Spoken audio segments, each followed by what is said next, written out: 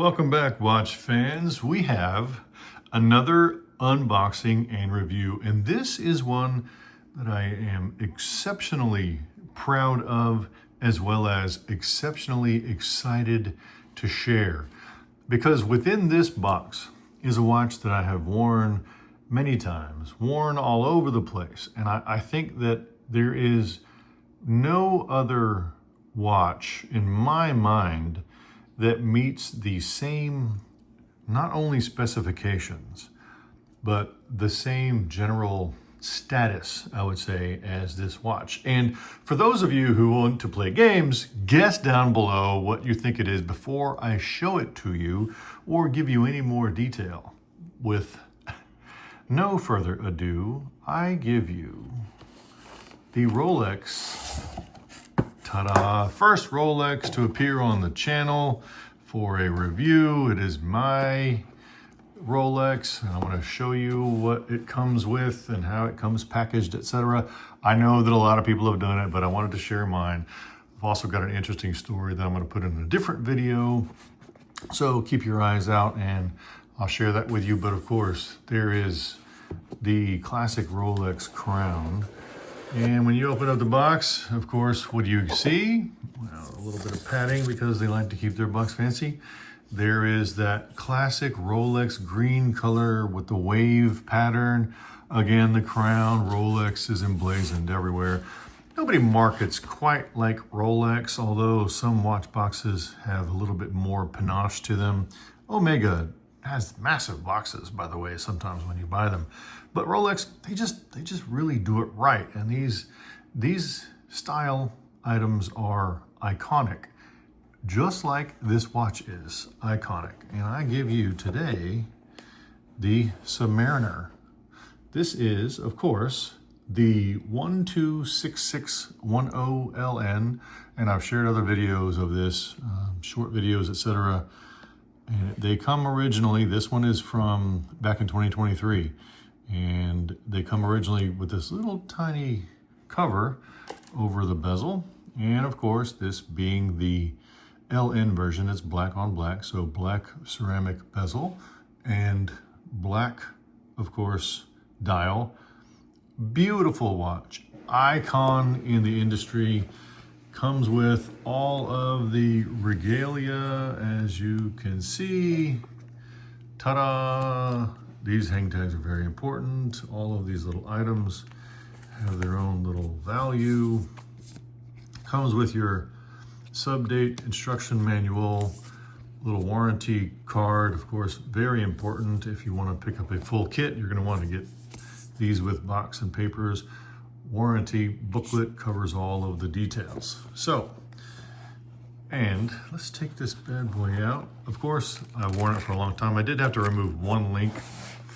And let's get into the details of this bad boy, because this is a true icon, a legend, if you will, in the making and in the flesh right there, the Submariner.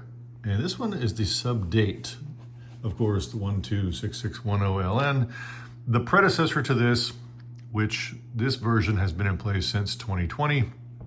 Predecessor had slightly different dimensions, slightly different lugs, different lug width on the bracelet. And of course, these come on this, what they call the oyster style bracelet. Now, why is it iconic? I'm sure everyone can tell you the history of the watch. And the brand originally started in 1905.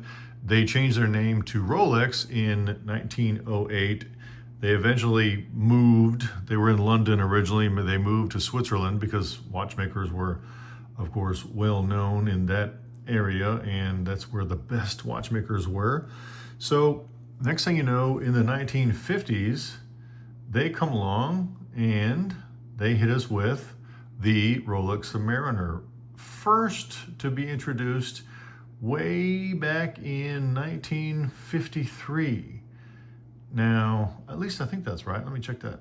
Yeah, 1953, the very first diving watch, water resistant to, at the time, 100 meters, which was truly impressive. And there have been several iterations of this watch over time. Now, this particular variation, or this one right here in my hand, my wonderful wife got me back in 2003 and as a gift, and I have treated this very well, although I have worn it everywhere. These are classic tool watches. So Rolex Submariners are well known for having 904 steel, which is different from 316 steel. There is a higher nickel content. There's actually more molybdenum too, but for those of you who are allergic to nickel, that's what you got to be worried about. I am not allergic to nickel, so a higher nickel content does not bother me. I will say this is the most comfortable dive watch I have ever worn on my wrist, and I'll show you a few reasons why I think that might be. And I wanted to go over some of the dimensions. Of course, everybody knows about the 904, the oyster steel, the oyster bracelet. These are very expensive timepieces. They are a luxury timepiece, but at the same time, they are a tool watch. That Cyclops was something that Rolex implemented long ago. I appreciate the Cyclops. Some people like this model without the date because they like that clean dial. But me, I love the Cyclops. I love the date. I have to have a date on my watch or I literally feel lost. I don't know why. It just works out that way. I've always had a date. So I wanted to cover the dimensions. And of course, these are 300 meter water resistant. They are COSC certified, but if you can read that, the superlative chronometer officially certified. Rolex calls that superlative chronometer. That is their COSC certification, and they certify it after it's made and whenever it's right about to be boxed up. They check it to make sure that the specs are all in line. Of course, you've got that little Rolex crown everywhere, and everyone will show you that. Signed crown, of course, very well done. These have a 70-hour movement. Of course, they've got the newer version of that Rolex movement, and the 70 hours is very nice to have. And I'm going to show you a few little tidbits about this watch, and I'm going to put it on for you. And today we're wearing of course, the Omega Seamaster, the original Bond. I love that watch. Another gift from my amazing wife. Just so you know, let me put this on. My wrist is 7 1/4. This is the 41 millimeter variant, of course, although it's not really 41, and I want to show you that. I've shared many videos of this because it goes a lot of places with me. It's probably the best daily wear watch that is a dive watch that I have experienced, and I'll show you one of the reasons why. One of the reasons is this glide lock system. This is on-the-fly adjustment, and a lot of watchmakers, they have this. However, this one is probably one of the best. So you just pop that out, you move it in and out. You can make it smaller, bigger, etc. It goes in and out very simply. You pop it right back in, and it's much larger, and there you go. If you want a little extra room, put it back on, super simple. Look at all that space it's got right there. Very, very easy to do, easy to wear, easy to adjust. Now, 21 millimeter lugs. Like I said, this one is the 41 millimeter version, but I'm gonna measure it because those dimensions are sometimes not accurate that I've read online. Online, this is billed at 41 millimeters, 12.3 millimeters thick, and I will say, when you wear these watches that are thinner, they really do, they spoil you for fatter watches. They make it difficult to wear larger watches, and I like bigger watches. I like Panerai. My Panerai, the PAN 104, is 15 millimeters thick, is very thick, very different. But wearing these watches, it kind of spoils you a little bit. These are billed at 48 millimeter lug to lug, but let's measure that and see. And people really debate this when they're looking at the date just, because the newer date just are 41 millimeters, but they're not really 41 millimeters. Let's measure that lug and see what we actually get. That thing measures right at 40, and that I think is just under that bezel. 40.5 right around the bezel. Let's measure around this fat side a little differently. 40.9. Now, so the bezel itself is actually not 41. It's a little over 40. And let's measure the thickness without that little cyclops. We've got 12.4. Super thin. I mean, brilliantly thin. So comfortable, so easy to wear. Now, let's look at the lug to lug, and we're gonna measure this without, I'm gonna try to measure this because this is very cumbersome. You're looking at about 49.1 with those little end pieces on there. And if we avoid that, you're looking at 48. That part is correct, but because you've got male end links, a little bit wider. Goes very well on my wrist, again, 7 1/4 inch wrist. I love the way this lies, and I think part of the comfort is partially because of that oyster bracelet. And I've done some videos where I compared, at least briefly compared this with other oyster style bracelets such as Christopher Ward. Christopher Ward does a really nice job. However, it's just not as, of course, well done as this oyster bracelet. It's got scratches. I wear it everywhere. I like the scratches to it. I think that they give it character. I think that for me, it's part of the lore of the watch and the tale of the watch.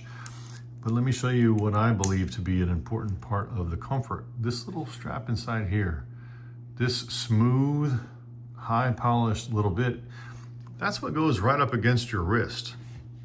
And I have noticed so many watches have a different, either machined or pressed little piece of metal, and they have either holes in it or they have designs on it or something. And for some reason, where a watch will bother me will be right there. And this one never has. And I think it partially has to do, and this is, I have learned over years of experience, with that little smooth piece of metal right there. So well done, Rolex. There is probably no more iconic watch. If you're looking for the ultimate Gada watch, go anywhere, do anything. And this is probably the top. In my book, I think it is the #1. Got that long power reserve, literally near bulletproof, near I say, and watch for my other video and I'll show you why it is not bulletproof. 904 steel, iconic style, goes with anything. You can literally wear this with a suit or a tuxedo, classic, you know, black and white, just like James Bond did. And I love James Bond. The original James Bond wore Rolex, of course. Rolex has been in so many movies, you just can't even count them. No reason not to enjoy that icon. And I will say, overall, because of the warranty, the quality of the piece, and the customer service that you get when you pick these up, I call this the wearing experience or the ownership experience. So the ownership experience for the Rolex Submariner Date, in my book, 10 out of 10. You just can't beat it. They stand behind their product.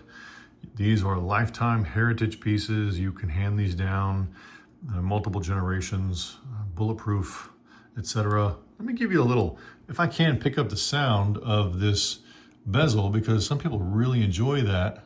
Of course, the loom is amazing. And if I can, I'll post a picture of the loom. It's even better than Seiko, which is classically notorious for good loom. Let's see if I can let you listen to this. This is a 60-minute bezel. It goes on. It's buttery smooth. Of course it's buttery smooth. It's a Rolex. There is none better that I've experienced in my book than that bezel right there. And of course, with that ceramic bezel, it's gonna stay nice and shiny for life. At least it should, unless you break it, but it's very tough to break. And that legible dial, because of the unique shapes and the brightness of it, it does have a little bit of bling to it, as you can see. It's not a low glare and low sheen to a watch, because it definitely has a bit of shine to it. But in my book, there is no more iconic dive watch than this bad boy. Thanks for watching. Like and subscribe and all that jazz. I appreciate everybody.